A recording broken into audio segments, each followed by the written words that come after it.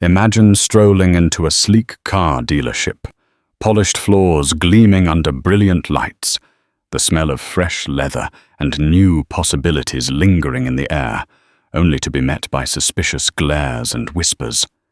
Two teenage boys, excited and full of wonder, found themselves abruptly dismissed just because of who they were. Not because of anything they had done. No one suspected that these two young men were the sons of a billionaire mogul with a penchant for grand gestures and a keen memory for every wrong done to his family. What happened next would shake the entire dealership to its core and make headlines far beyond. On a warm, late summer afternoon in the bustling city of Glendale, California, the sun beamed down with a cheerful glow. The wide boulevards teemed with people going about their routines. Parents picking up children from summer classes, business people hurrying to lunch meetings, and tourists snapping selfies in front of palm trees and lively murals. The air was imbued with a sense of endless possibility that Southern California seemed to promise. Calvin and Carter Delacroix, both 16, were enjoying the last of their break before the new school year began. They had been raised with privilege, private tutors, luxurious vacations, personal computers from the moment they could type. But their parents, Richard and Cassandra Delacroix, worked hard to ensure they remained grounded, empathetic, and socially aware. Richard Delacroix. Their father was a self-made billionaire who had grown up in poverty and understood all too well how the world often judged people by appearances. He spent a lifetime refusing to be defined by others' low expectations. That afternoon, Calvin and Carter had convinced their mother to let them explore Glendale's downtown area on their own. She agreed, feeling that they were old enough and responsible enough to handle a brief outing by themselves. She didn't worry about them making reckless decisions. They were good kids with big dreams and bigger hearts. As the two of them roamed around window shopping and sipping fruit smoothies, they came across a gleaming glass facade that read, BMW of Glendale. They peered inside, drawn by the sight of gleaming automobiles lined up like royalty. The boys were passionate about cars. Calvin dreamed of becoming an automotive engineer, while Carter envisioned racing along professional circuits. Even though they weren't planning to buy anything, they thought stepping inside to see the newest models up close would be worth the experience. The irony. They had no idea how momentous that simple decision would be. This was just another day for them, until it wasn't. Calvin nudged Carter excitedly as they reached the wide glass doors of BMW of Glendale. Inside, bright overhead lighting made every surface glisten, from the polished tiles that reflected the car's fenders to the meticulously waxed vehicles themselves. A sleek, metallic grey BMW i8 caught Carter's eye, while Calvin immediately gravitated toward a new electric model. They smiled at each other. No words needed, just two teenage boys living in the moment, thrilled to admire dream cars. But from the second they set foot inside, they sensed an invisible tension. It was subtle at first, a receptionist's polite but strained smile, a salesman abruptly cutting off a conversation with another customer to watch them as they wandered by. Calvin's stomach tightened. He felt that uneasy burn that came whenever adults questioned why he was in a space he didn't belong. Carter also noticed, but the brothers tried to ignore it. After all, it was a public showroom. Surely anyone could enter and look around. Right? They gravitated from one model to another, discussing horsepower torque and advanced safety features with excitement. Their father had taught them about the significance of innovation and the power of creative thought in industries like automotive and tech. He told them to always keep learning from the things that piqued their curiosity. But as they moved deeper into the showroom, the stares became more blatant. A large man with a supervisor's badge pinned to his crisp white shirt, walked up, crossing his arms. His gaze flickered between the two teens with thinly veiled suspicion. Finally, he demanded in a curt tone, "Can I help you?" It wasn't an offer of assistance. It was an interrogation, an attempt to root out potential trouble. Calvin, despite his better instincts, tried to remain polite. "We're just admiring the cars," he answered. "We love BMWs and wanted to see some of the new features." The supervisor's lip curled slightly before he plastered on a professional smile, if one could call it that. "Well, these are high-end vehicles, so if you're not here for a serious purchase, I'm going to have to ask you to leave." A prickling sensation ran through Carter's spine. They weren't causing any disturbance. They didn't even attempt to open a car door or touch anything. Yet here they were being told to get out. He swallowed, looking around at a few other customers who were free to roam without so much as a sideways glance from the staff. He wondered, not for the first time, if the color of their skin had something to do with the hostility. "But we haven't done anything." Carter tried to reason. Voice calm, yet firm. "We're just looking." The supervisor shrugged in a way that made it clear he had the upper hand. "Policy," he grunted. A second salesman approached, as though to back him up. Their stance practically blocked the boy's path further into the showroom. The message was clear. "You're not wanted here." Hurt anger and a sense of indignity welled in both teenagers. They exchanged looks, unsure of the best way to respond. The presence of these taller, older men added an intimidation factor. They were still kids in the eyes of the world, and they didn't want a confrontation that might get them in trouble, so quietly they turned and left. But as they passed the threshold of the dealership doors, Carter glanced back. He saw a smug grin from one salesman as if to say, "That's right. Don't come back." Carter felt the burn of tears prick his eyes. That smugness, that casual disregard cut deep. Meanwhile, Calvin clenched his jaw fists, tightening at his sides. They walked away, not wanting to create a scene. Neither brother spoke for a few minutes. They just kept walking in silence, matching each other's stride. A silent pact unspoken between them that they'd tell their father exactly what had happened. And while neither of them knew the full scope of their father's power, they both had an inkling that justice would be served. The Delacroix residence was a sprawling estate on the outskirts of Los Angeles, surrounded by tall hedges for privacy. A modern architectural wonder, with floor-to-ceiling windows and sustainable design. It was a testament to Richard Delacroix's success in the tech world. Once a scrappy entrepreneur who had grown up in a single-bedroom apartment in Chicago's South Side. Richard believed that wealth only mattered if it could empower positive change and inspire humility. That evening, as the sun melted over the horizon, Calvin and Carter slipped into the house. Their mother, Cassandra, noticed their downcast expressions immediately. She raised a brow in concern. "What's wrong?" "Did something happen?" The boys hesitated to respond. Part of them wanted to shrug it off as just another bout of prejudice they'd faced microaggressions before. But the memory was fresh and raw. They told Cassandra everything.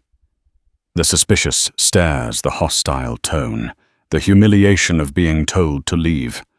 Her lips pressed into a thin line. She was furious on their behalf and hurt that her children had been treated like criminals when they had done nothing wrong. In many ways, Cassandra was the calm center of the Delacroix household, an anchor who stabilized storms. But hearing her son's story, she felt protective anger blooming in her chest. When Richard stepped into the living room, expecting the usual chatter of evening routines, He instead found the three of them in tense silence. He was a tall man, with a presence that commanded attention in any room. But at that moment, he didn't need to speak to feel the anger radiating from the family. Cassandra gently prompted the boys. "Tell your father." Calvin inhaled. He recalled the entire event in detail, describing the sense of excitement they had as they first stepped in, only to have it soured by the staff's condescending and borderline racist behavior. Carter chimed in, describing how the second salesman was standing guard, as though anticipating a theft or disturbance. Richard said nothing at first, but the grip of his jaw muscles spoke volumes. His eyes were intense. "They kicked you out just for looking at cars. You didn't do anything to provoke it." His sons shook their heads, their voices soft with indignation. "We didn't even touch anything," Calvin assured him. For a long, quiet minute, Richard paced the living room. His hands balled up into fists and then released again. Cassandra exchanged a glance with the boys. She knew her husband's expressions well. After years of battling prejudice and naysayers, Richard had cultivated a calm but unyielding sense of justice. He didn't believe in letting wrongdoers get away with their arrogance. It was a matter of principle. Finally, Richard nodded, giving his sons a reassuring look. "We'll handle this," he said firmly, "because no one disrespects my children, and no one should treat any human being that way, period." Calvin and Carter felt a surge of relief. They had no idea what "handle this" meant in the dictionary of Richard Delacroix, but they trusted him implicitly. Their father had built his empire on bold ideas and unstoppable perseverance. If he set his mind to righting a wrong, it was only a matter of time before the offenders realized they had messed with the wrong family. Before making any decisive moves, Richard retreated to his study on the second floor. Tall bookshelves lined the walls. Biographies, business strategy manuals, works of philosophy, testaments to a self-made man's hunger for knowledge. He sank into a large leather armchair, letting out a sigh that held more weight than usual. He recalled his own childhood, the broken sidewalks, cramped apartments, the musty smell of old furniture, and the single mother who worked 3 jobs to feed her family. He remembered the countless times he'd been judged by store clerks when he dared step into nice shops, the times he was tailed by security for looking suspicious. He'd never truly escaped those memories. They were etched into his identity, fueling his relentless ambition to succeed and to prove them all wrong. But here it was again, years and millions of dollars later, happening to his own sons. He'd hoped the world had changed, or at least improved enough that his boys wouldn't experience the same routine humiliations. The fact that it happened at a reputable place like BMW of Glendale only hammered home that discrimination could lurk anywhere.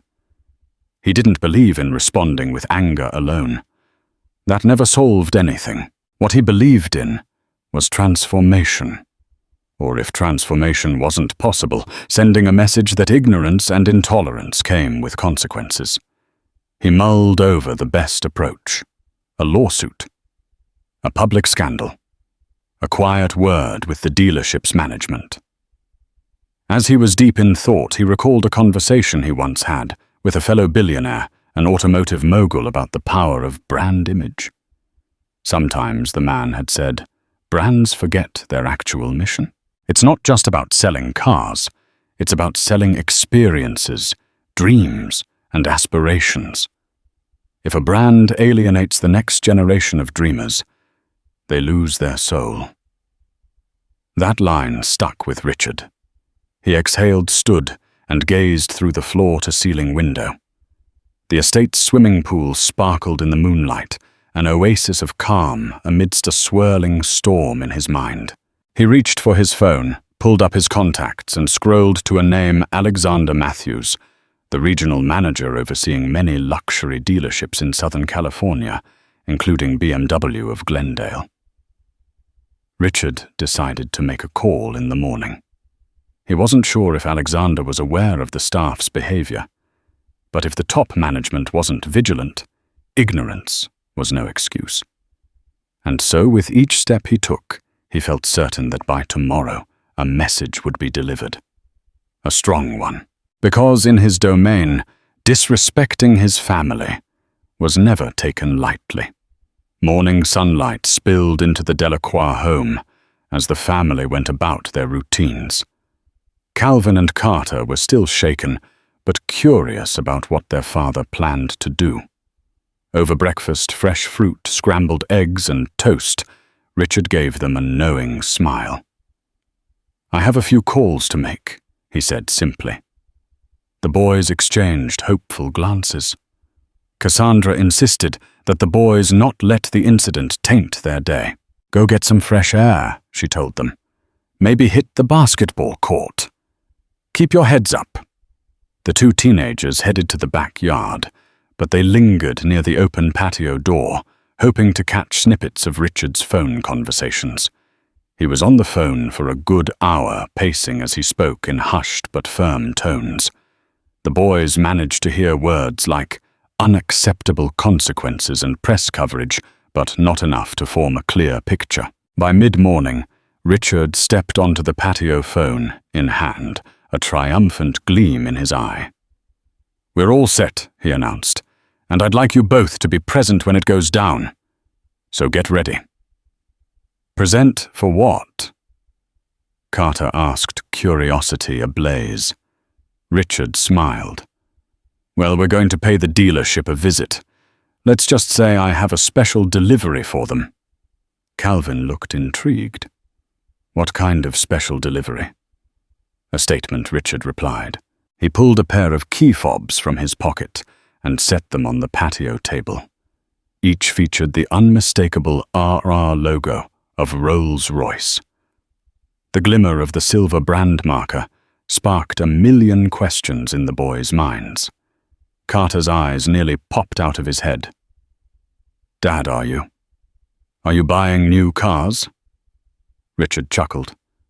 "Let's just say they're going to see the value of treating customers right, no matter their age or appearance." He ushered them inside. "Go change into something nice. We have an appointment."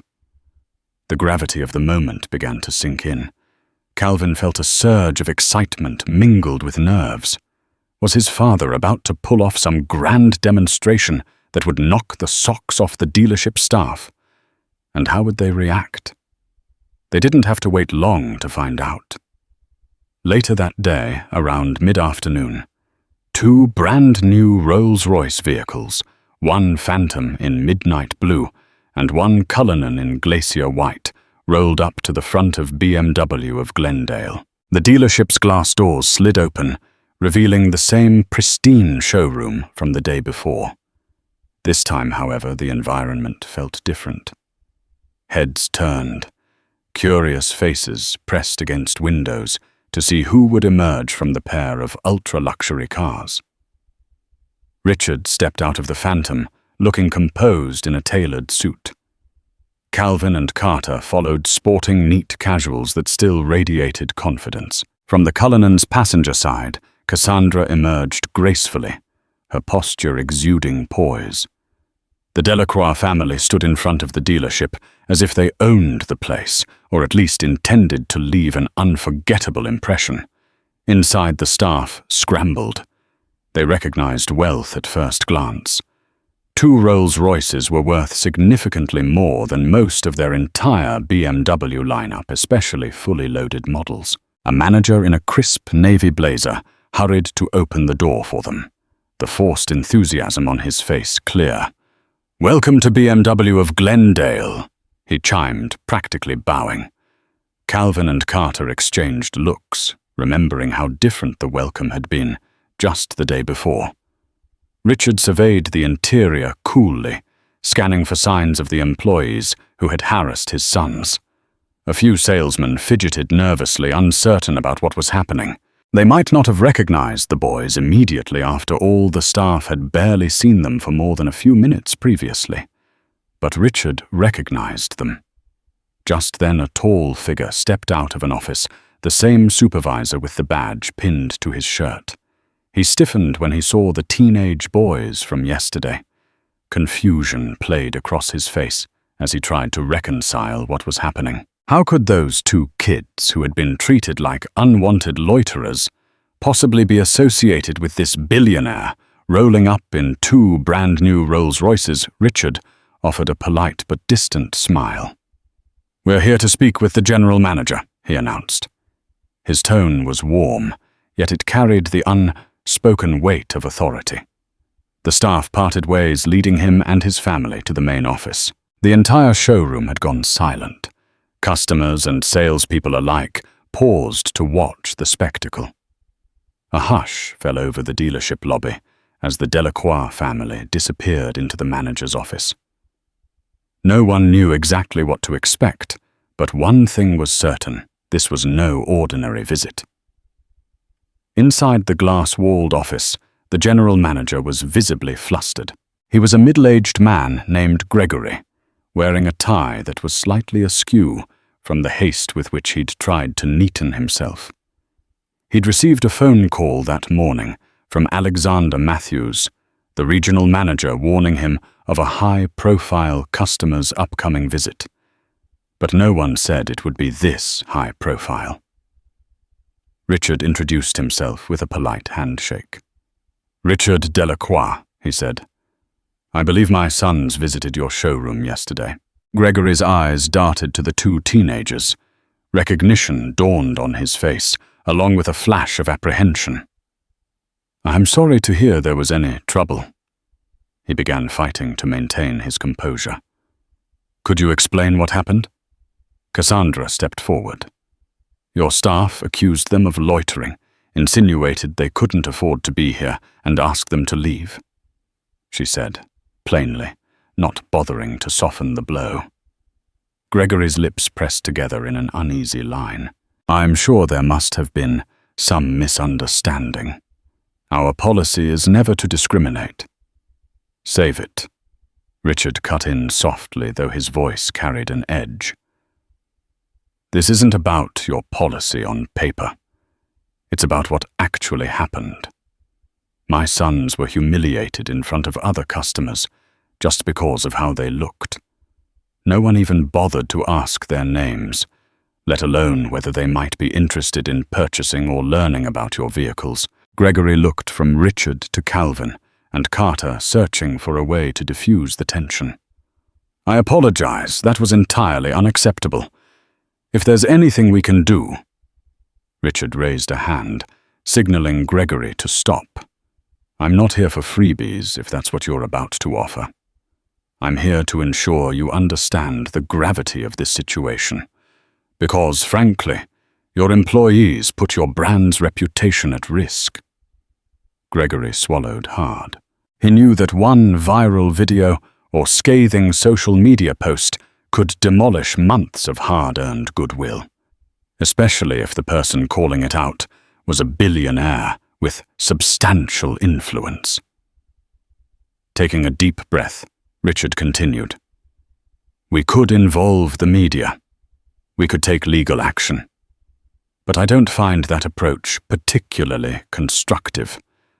My family and I are big proponents of accountability and education. If your staff can't see the harm in their actions, perhaps it's time to make them see." Gregory quickly nodded. "Yes, absolutely. We can conduct training, re-educate staff on inclusivity, whatever you think is necessary. I want to make this right." Richard cast a glance at his family. "Training is a start. But more than that, I want a formal apology to my sons, publicly on the showroom floor from the same people who kicked them out." Gregory froze. He looked uneasy. That's certainly doable, but might I suggest a private meeting?" Richard shook his head. "No. They were embarrassed publicly, so they deserve a public apology. Right out there, where it all happened. Then we'll discuss next steps. A tense silence swallowed the room. Finally, Gregory acquiesced, loosening his tie. Very well, Mr. Delacroix. If that's what it takes to make amends, we'll do it. Richard held his gaze firmly. Good. Then let's begin. When Richard and Gregory re-emerged from the manager's office, the onlookers still lingered, intrigued by the presence of 2 ultra-luxury cars and the family who had arrived in them. The staff had reassembled, trying to appear busy, but clearly rattled by the hush that had settled over the dealership. Gregory motioned for the staff to gather around, tapping the microphone at the main reception desk to get everyone's attention. Calvin and Carter stood beside their parents, feeling an odd mix of vindication and nerves. Clearing his throat, Gregory began. "Ladies and gentlemen, may I have your attention, please?" His voice echoed over the speaker system. The chatter in the showroom died down almost immediately. He paused, searching for the right words before pressing on. "I'd like to address a serious matter involving these young gentlemen, Calvin and Carter Delacroix, who visited our dealership yesterday." A ripple of recognition passed through the crowd. A few staff members exchanged worried looks. The tall supervisor and the second salesman from the day before appeared especially anxious. The supervisor forced a smile that looked more like a grimace. Gregory continued, his voice tight.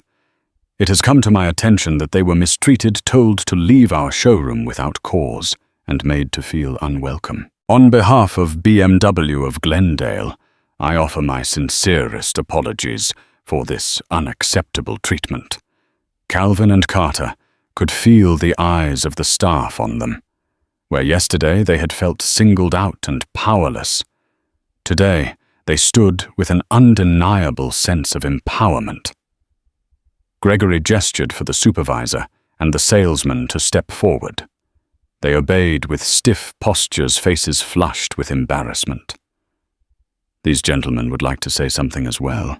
The supervisor, beads of sweat forming on his forehead, cleared his throat. I apologize for my behavior yesterday. It was well I misjudged you, and I'm very sorry."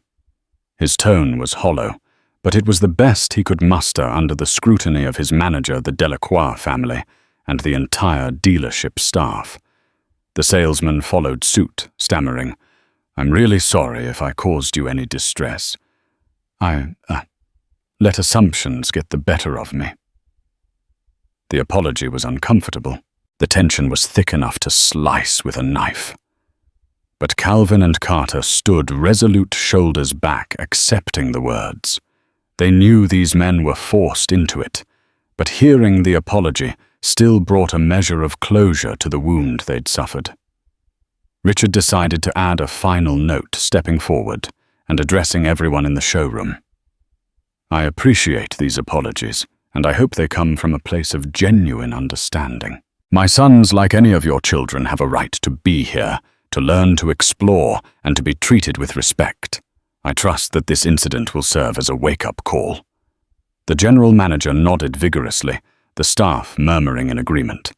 With that, the public apology concluded, and the crowd began to disperse. But the shockwaves would reverberate for a long time within that dealership's walls. Although the apology was out of the way, Richard had more to say behind closed doors.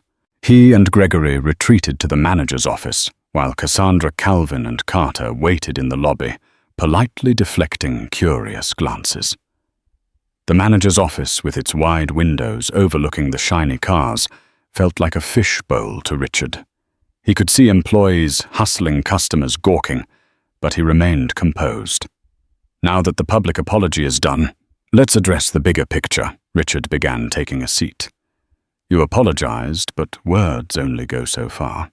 What are your next steps to ensure this never happens again? Because if my sons faced this, it likely happens to others too." Gregory nodded, maintaining a respectful tone. We plan to conduct mandatory inclusivity training for all staff. And not just a quick slideshow, we'll bring in professionals who specialize in unconscious bias. Richard raised an eyebrow.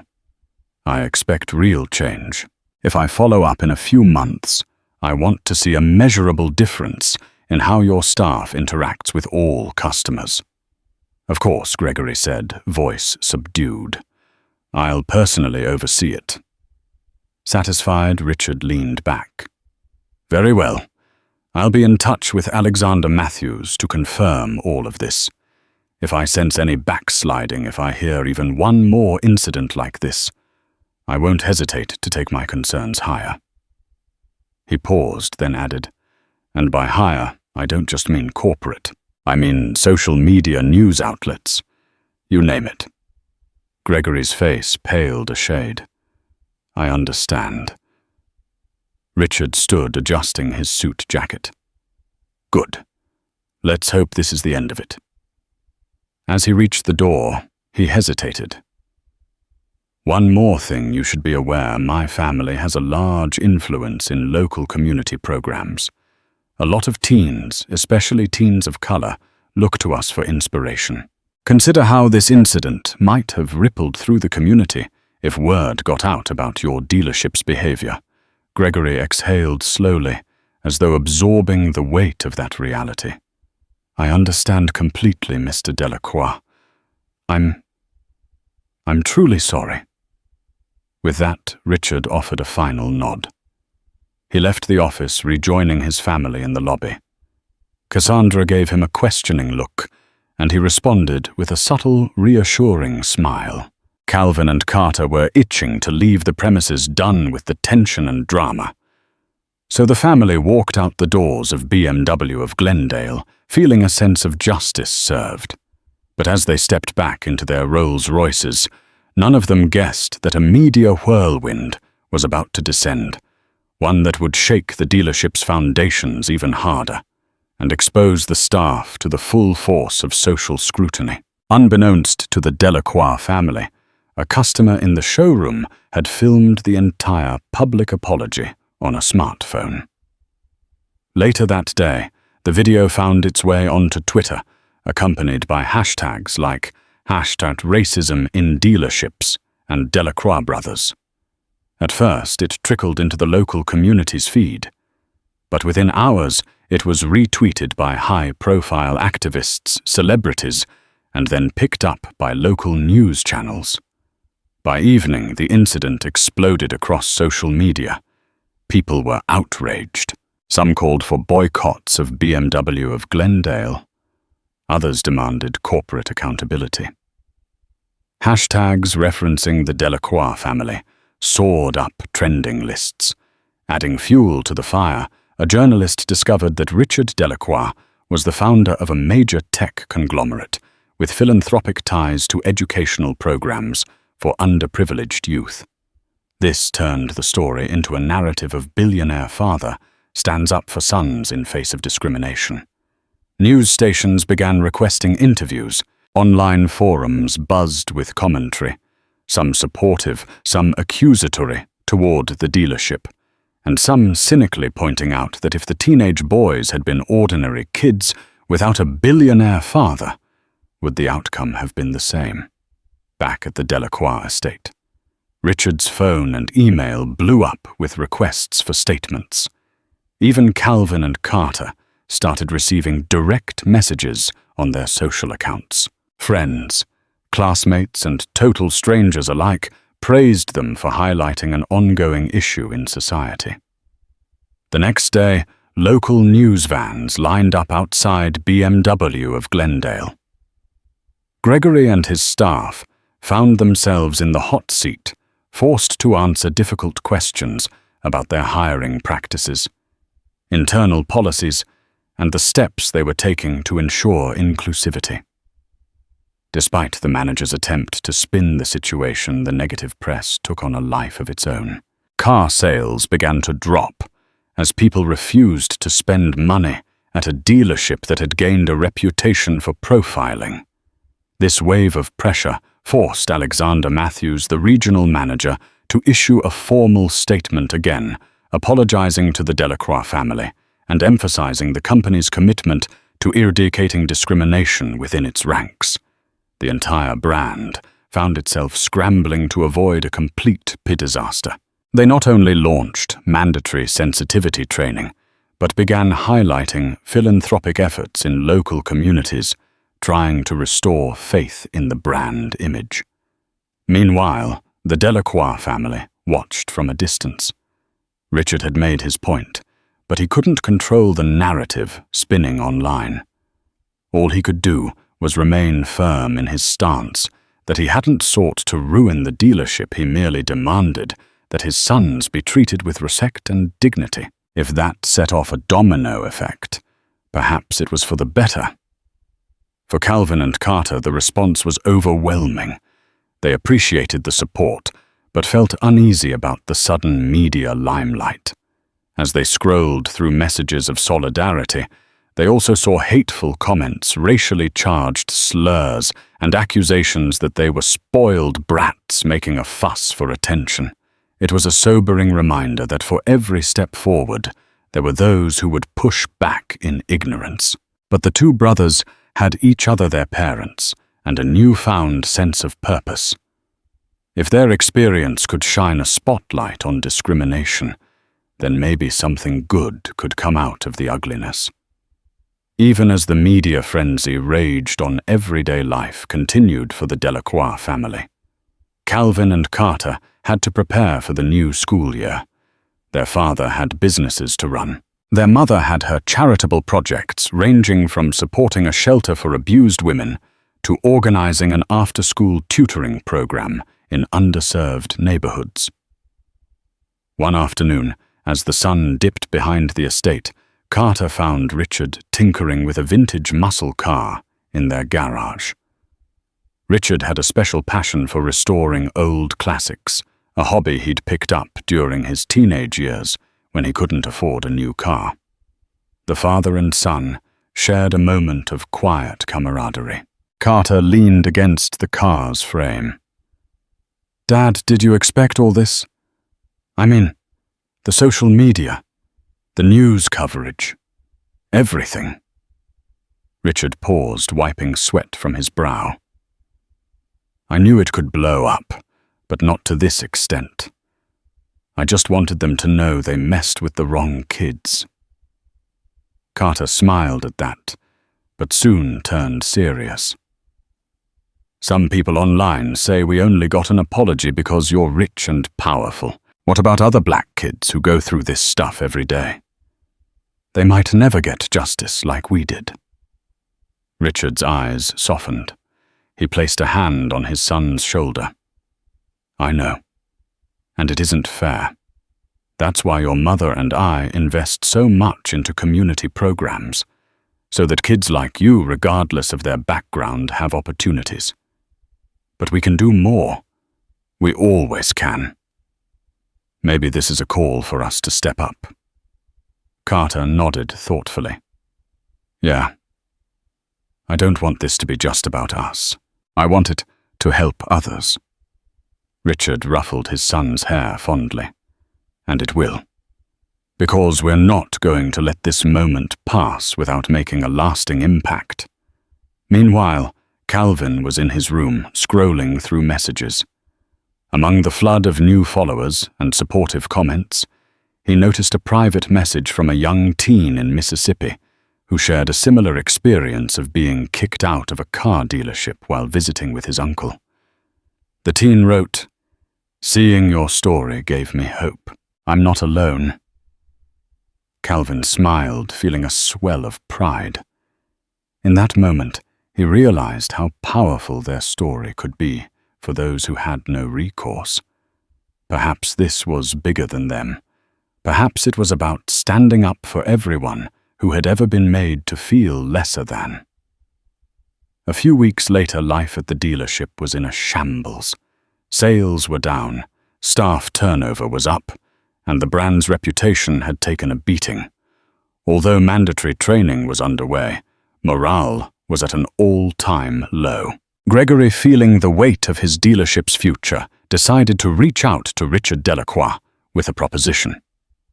Mr. Delacroix, the manager, wrote in a carefully worded email, "I'd like to humbly request your assistance in turning this situation into a positive learning experience.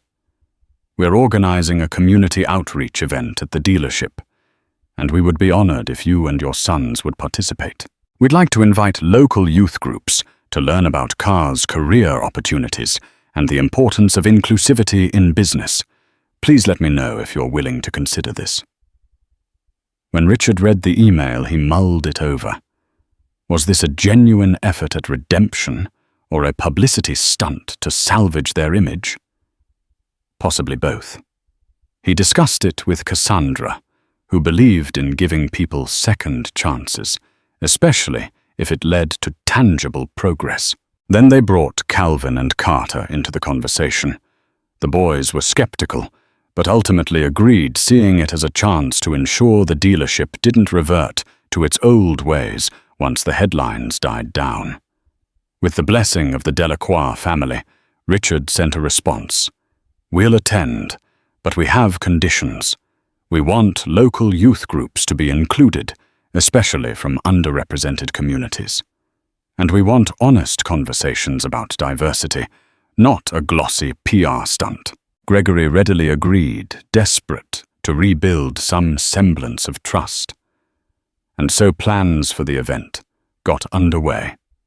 Community Day at BMW of Glendale, dream it, achieve it. Flyers were distributed.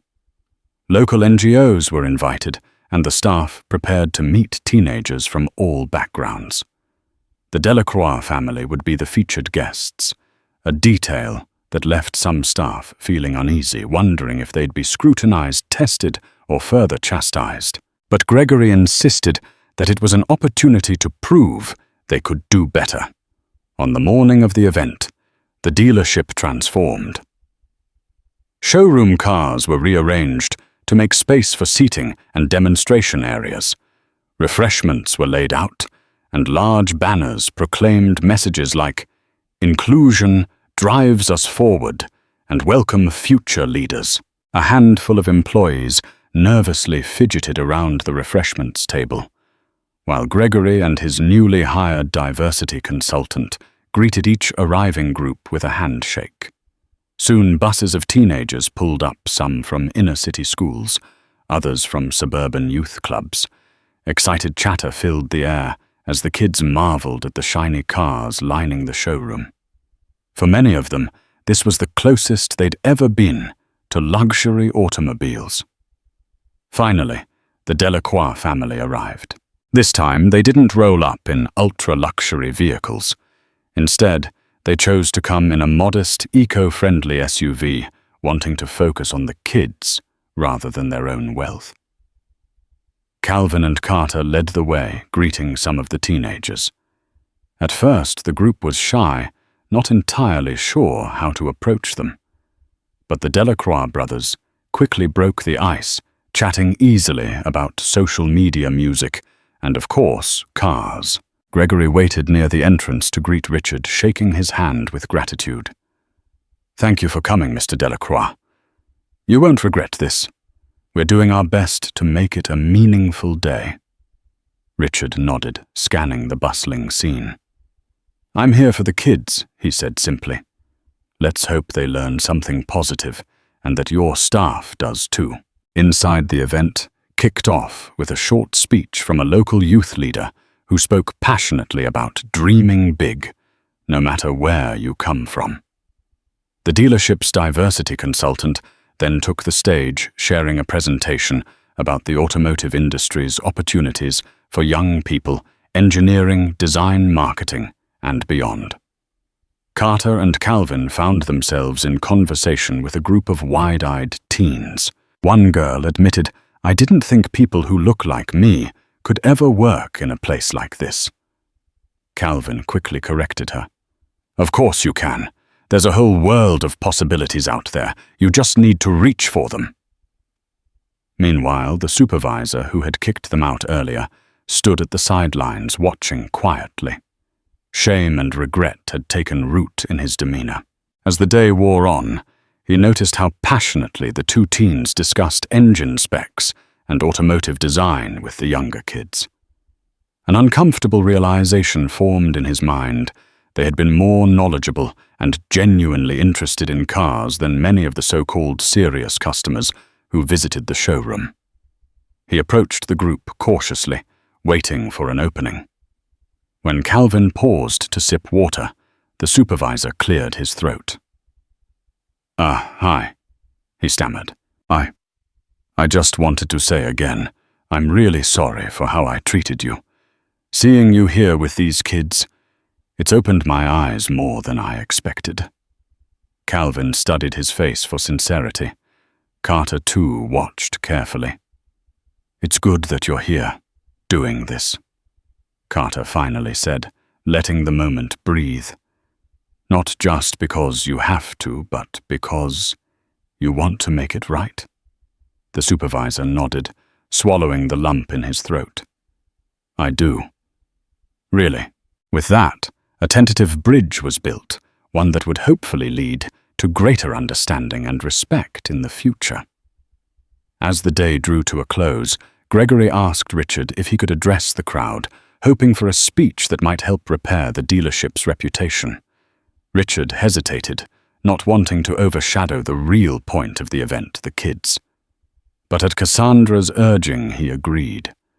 After all, if his words could inspire even a few young minds, it would be worth it. He took the microphone. A hush fell upon the crowd of teenagers, staff, and community members.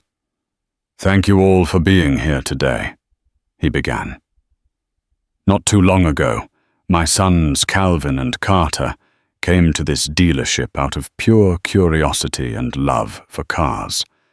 They left feeling unwelcome, pushed out, simply because they didn't fit someone's idea of who belongs here." Eyes turned to the two boys, who gave small, humble nods. "But look around now," Richard continued, gesturing to the sea of young faces. "Today, I see a room filled with potential future engineers, designers, marketers, entrepreneurs, kids from every walk of life. If this event teaches you anything, let it be that you belong in any room you choose to step into. Don't let anyone's narrow mind tell you otherwise."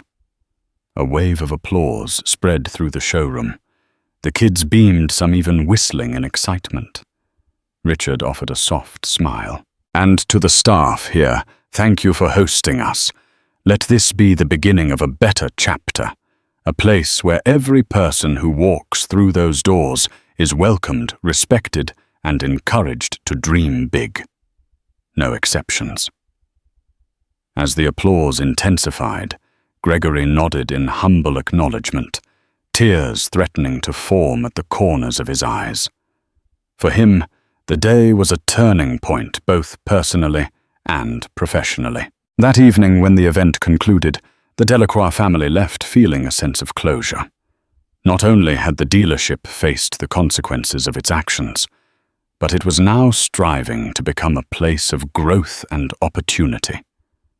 That was the real victory, turning negativity into a force for good. And as for karma, it had played its part.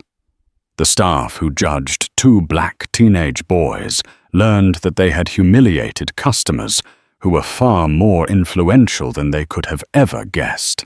Their actions cost them heavily, financially, reputationally, and morally. The apology and subsequent transformation were part of the penance. But more importantly in the process, they also discovered a newfound awareness, and awareness once awakened is difficult to silence. Weeks passed, and the wildfire of media coverage around the BMW of Glendale incident gradually quieted. News vans stopped circling the dealership's social media, moved on to new controversies, and the hashtag storm gave way to silence. But something deeper had taken root change. Real visible change. The dealership now bore the marks of its transformation. New diversity banners hung in the showroom community, events were regularly scheduled, and the hiring roster looked very different from just months prior. Staff training sessions were held weekly, and local youth groups were invited to tour the dealership and learn about automotive careers. A new energy buzzed in the air, cautious but hopeful. Though some former customers never returned, others showed up specifically because they had heard about the dealership's efforts to grow and redeem itself. At the Delacroix estate, things slowly returned to normal. School was back in full swing, and Calvin and Carter threw themselves into their academics and extracurriculars. Their love for cars, which had been bruised by the ugly experience, began to resurface. The sight of the two Rolls-Royces sitting in the garage reminded them not of wealth, but of the moment they stood their ground and demanded respect not just for themselves, but for everyone who had ever been silenced. One quiet evening, as the golden California sun spilled through the dining room windows, the family gathered around the table. Cassandra had prepared their favorite meal, lemon-roasted chicken wild rice and sautéed green beans. Laughter punctuated the air as they chatted about upcoming tests, weekend plans, and favorite movies. Then Calvin set down his fork and asked softly, "Do you think we made a difference?" The question hung in the air for a beat. Richard, seated at the head of the table, looked at both his sons thoughtfully. "Yes," he replied. "It may not seem like much on the surface, but we didn't just stand up for ourselves, we pushed a place to be better. That ripple spreads whether we see it or not." Cassandra nodded, her eyes warm with pride. "You both stood tall in a moment when most people your age would have just walked away. You reminded the world that dignity doesn't come with a price tag. It's something every human being deserves." Carter leaned back in his chair, a smile creeping onto his face. "I'm just glad it didn't ruin cars for us." For a minute I was worried I'd never look at a showroom the same way again. Richard chuckled. "The cars aren't the problem. It's the people who forget that passion and curiosity have no color, no age, no label." But we reminded them. The family sat in silence for a moment, comfortable, content, stronger than before. They had weathered a storm of ignorance and come out not just unbroken, but more united. And while the battle was over, the lesson remained clear. Never underestimate the power of standing up for what's right.